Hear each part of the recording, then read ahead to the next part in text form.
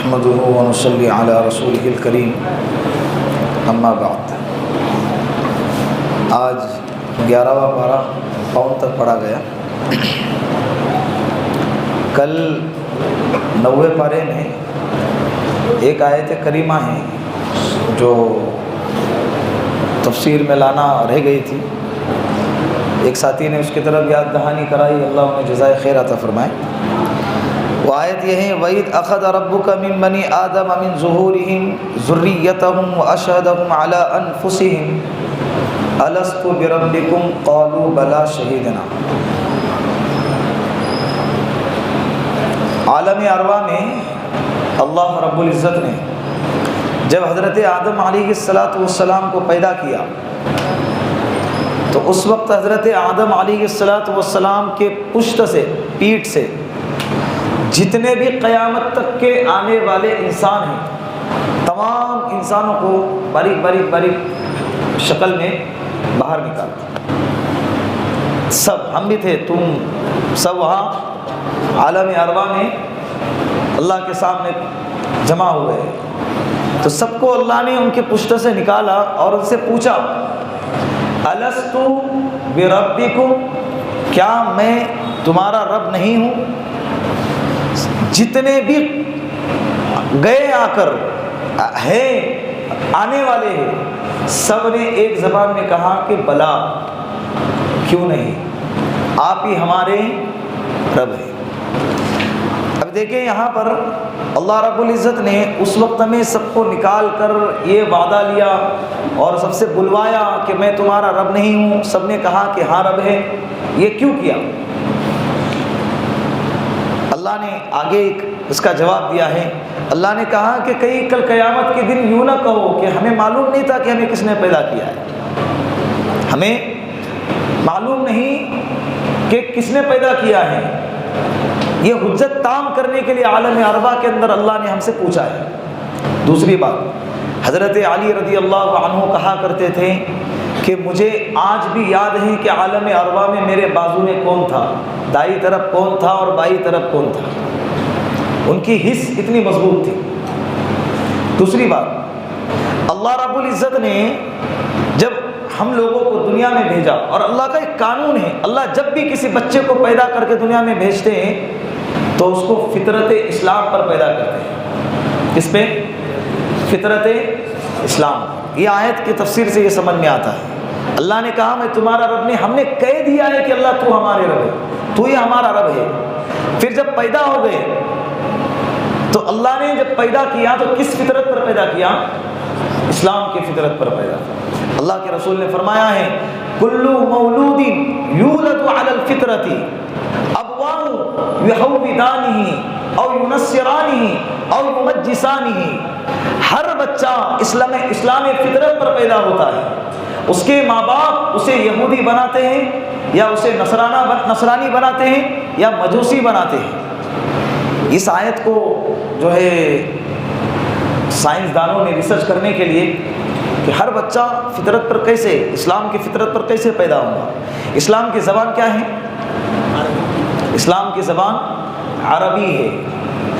تو سائنسدانوں نے کیا کیا، جیسے ہی بچے پیدا ہو گئے الگ الگ مذہب کے بچوں کو اکٹھا کیا اور ایسے جگہ پہ رکھا ان کو جہاں پر ان کے کانوں میں کسی بھی طرح کی کوئی لینگویج نہیں جائے گی، کسی بھی طرح کا کوئی لفظ ان کے کانوں میں نہیں جائے گا۔ مشین کے ذریعے ان کو زندہ رکھا، بولنے تک، ان کے زبان کھلنے تک۔ 1 سال 2 سال کے بعد اس میں سے کچھ بچے تو گونگے نکل گئے اور کچھ بچے ایسے نکل گئے جو بولنے لگے تو عربی بولنے لگے، بولنے لگے تو کیا بولنے لگے؟ عربی بولنے لگے۔ وہ ایک کم وقت سوشل میڈیا پہ آیا تھا نا ویڈیو کہ جب اللہ مسلمان ہے اور اللہ نے لوگوں کو، اللہ چاہتے ہیں کہ سب مسلمان پیدا ہوں، تو پھر اللہ نے ہم لوگوں کو مسلمان بنا کے کیوں نہیں پیدا کیا، یعنی ختنہ کے ساتھ کیوں نہیں پیدا کیا؟ ایک سوشل میڈیا پہ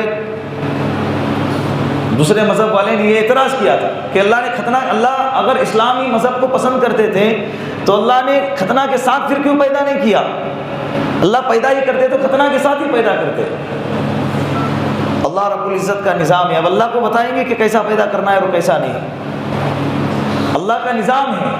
جب بچہ پیدا ہوتا ہے نا، اس سے پہلے اس کی ناف اور اس کی شرمگاہ ہر چیز پورا کی پورا ہر چیز کور ہوتی ہے. کیا ہوتی ہے؟ کور ہوتی ہے. کان، ناک، دانت، چہرہ، بھی پیر، ہر چیز اس کی کیا ہوتی ہے؟ کور. پورے کائنات میں صرف ایک بچہ ایسا ہے جو ختنہ کے ساتھ پیدا ہوا ہے. اس کے علاوہ پوری دنیا میں آج تک کوئی بھی بچہ ختنہ کے ساتھ پیدا نہیں ہوا ہے. وہ بچہ کون ہے؟ محمد مصطفیٰ صلی اللہ علیہ وسلم. اور یہ ختنہ کرنا پھر اللہ کے رسول صلی اللہ علیہ وسلم کی سنت بھی ہے اور شریعت اسلام کا ایک حکم بھی ہے. شعائر اسلام میں سے یہ کرنا ضروری ہے. اس لیے ضروری ہے کہ سائنسدانوں نے یہ بھی بتا دیا ریسرچ کر کے کہ اسلام میں ختنہ کیوں کرتے ہیں. جب تحقیق کی تو پتہ چلا کہ یہ کرنے سے ایک تو پاکی اچھی طرح ہوتی ہے اور دوسرا شرمگاہ کا کینسر اس کو نہیں ہوتا ہے. اس کو جو انسان ختنہ کرے گا زندگی میں کبھی اس کو شرمگاہ کا کینسر نہیں ہوگا. یہ اسلام کی خوبصورتی ہے. دوسری بات، 10واں پارہ جب شروع ہوتا ہے وَاعْلَمُوا أَنَّمَا غَنِمْتُم مِّن شَيْءٍ فَأَنَّ لِلَّهِ خُمُسَهُ وَلِلرَّسُولِ وَلِذِي الْقُرْبَىٰ وَالْيَتَامَىٰ وَالْمَسَاكِينِ.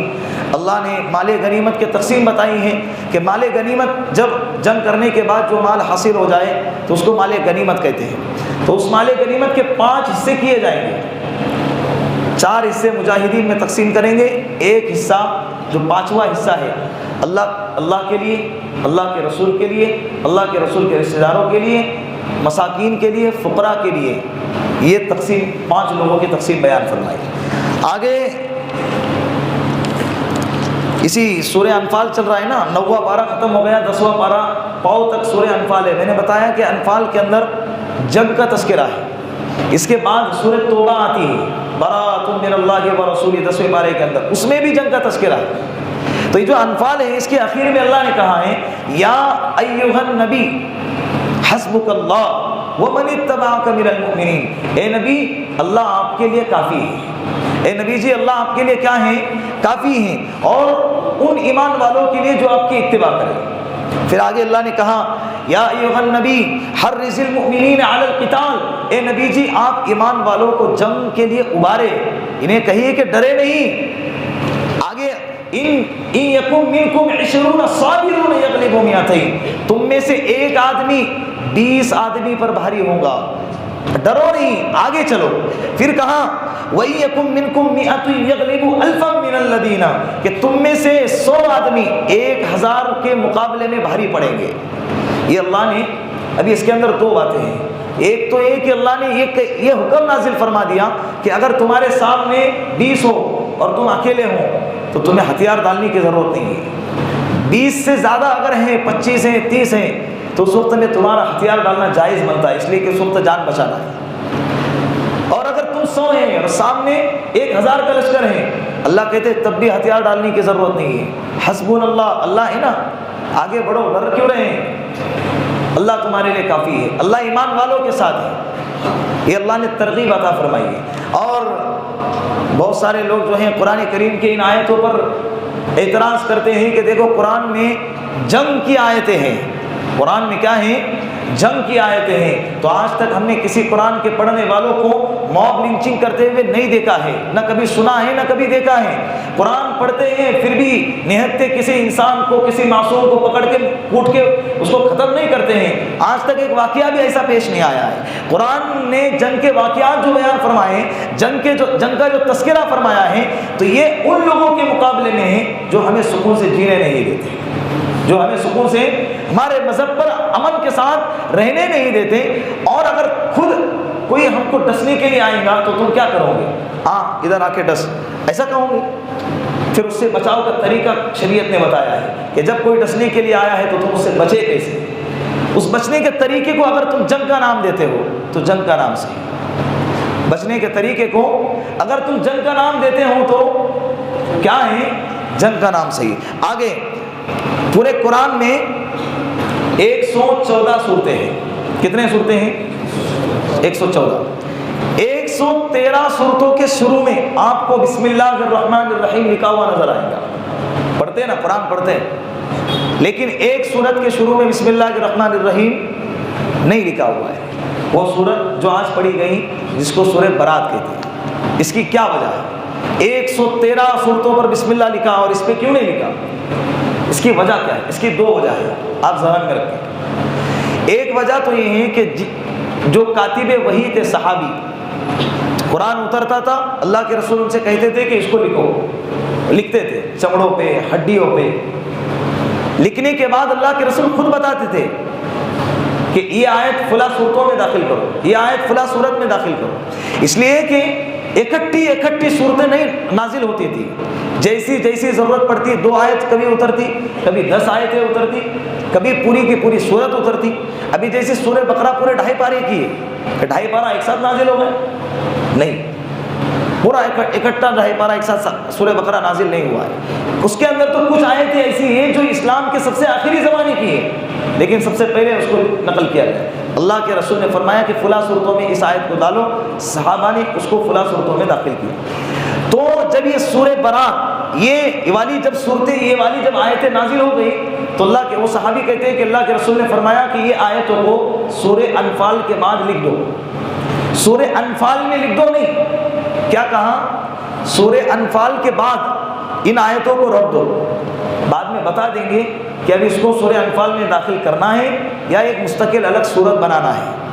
تو وہ صحابی کہتے ہیں کہ یہ اللہ کے رسول کے دور کا آخری زمانے کا واقعہ ہے، اللہ کے رسول بتانا بھول گئے اور میں اللہ کے رسول سے پوچھنا بھول گیا اور دنیا سے چلے گئے۔ بعد میں واضح ہو گیا کہ یہ ایک مستقل صورت ہے، لیکن اللہ کے رسول نے مستقل صورت کا نام نہیں دیا تھا، اس لیے اس صحابی کی بھی مجال نہیں ہوئی کہ اس پر بسم اللہ لکھیں، اور آج تک 1400 سال ہو گئے کسی کی بھی مجال نہیں ہوئی کہ اس صورت کے اوپر بسم اللہ اپنے دل سے لگا دے۔ یہ قرآن کا معجزہ ہے، یہ قرآن کا کیا ہے؟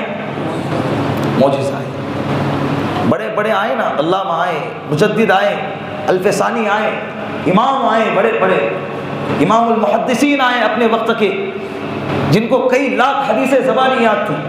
اعوذ باللہ من الشیطان الرجیم پر 10,000 مسائل بیان کرنے والے امام راضی رحمۃ اللہ علیہ بھی آئے، لیکن ان کی بھی ہمت نہیں ہوئی قرآن میں بسم اللہ الرحمن الرحیم بڑھا دیا۔ یہ قرآن کا کیا ہے؟ معجزہ ہے۔ قیامت تک ایک نقطہ بھی کوئی بدل نہیں سکتا قرآن کا۔ یہ ہمیں فخر ہے کہ اللہ نے یہ قرآن والا ہم کو بنایا ہے، یہ ہمیں ہے نا۔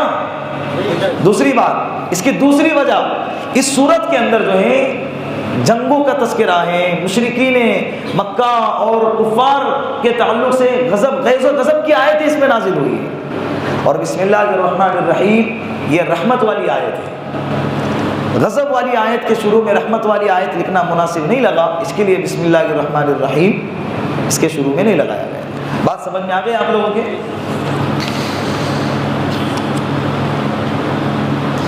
پھر اللہ رب العزت نے زکوٰۃ کی آیت نازل فرمائی اسی سورہ برات کے اندر، والذین یکنزون، جمعہ کے اندر بھی پڑھی گئی، والذین یکنزون الذهب والفضة ولا ينفقونها في سبيل الله فبشرهم بعذاب علیم، کہ اللہ نے جس کو سونا دیا ہے، چاندی دی ہے، مال دیا ہے، اس کے باوجود اگر اللہ کے راستے میں خرچہ نہیں کرتا ہے تو اللہ نے کہا کہ اے نبی جی ایسے مالداروں سے آپ کہہ دیجئے کہ ان کے لیے کل قیامت کے دن دردناک عذاب ہوگا۔ یہی مالدار اللہ کے راستے میں خرچ کرنے والے بھی کل قیامت کے دن میدان محشر میں ہوں گے، اور اللہ کے راستے میں خرچہ نہیں کرنے والے بھی میدان محشر میں کھڑے ہوں گے، لیکن خرچ کرنے والے الگ، نہیں خرچ کرنے والے الگ۔ مال تو دونوں کے پاس تھا، اور کل قیامت کے دن مال تو کسی کے پاس بھی نہیں ہوگا، مالدار کے پاس بھی نہیں ہوگا جو خرچ کر رہا ہے، اور جو خرچ نہیں کر رہا ہے اس کے پاس بھی نہیں ہوگا۔ ایک ہی سب میں کھڑے ہو گئے محمود و ایاز، نہ بندہ رہا نہ بندہ نواب، لیکن جو خرچ کر رہا تھا، خرچ کرنے کی برکت سے اللہ کل قیامت کے دن یہ صدقہ، یہ زکوٰۃ، یہ خیرات اس کے سر پہ سایہ بن کے چلے گا۔ جہاں جائے گا فیصلہ ہونے تک جنت کا، اس کے سر پہ وہ کیا بن کے چلے گا؟ سایہ بن کے۔ آج گرمی میں ہم چھاؤ تلاش کرتے ہیں، پریشان ہو جاتے ہیں، کل قیامت کی گرمی تو اتنی ہوگی کہ اللہ کے رسول نے فرمایا کہ سورج سوا نیزے پہ آ کے ٹھہر جائے گا، کروڑوں میل پہ سورج ہے، اس کی تپش برداشت نہیں کر سکتے، سوا نیزے پہ جب آئے گا تو ہمارا کیا حال ہوگا؟ سمجھ رہے ہیں؟ ہم اس وقت کو تصور میں نہیں لا سکتے۔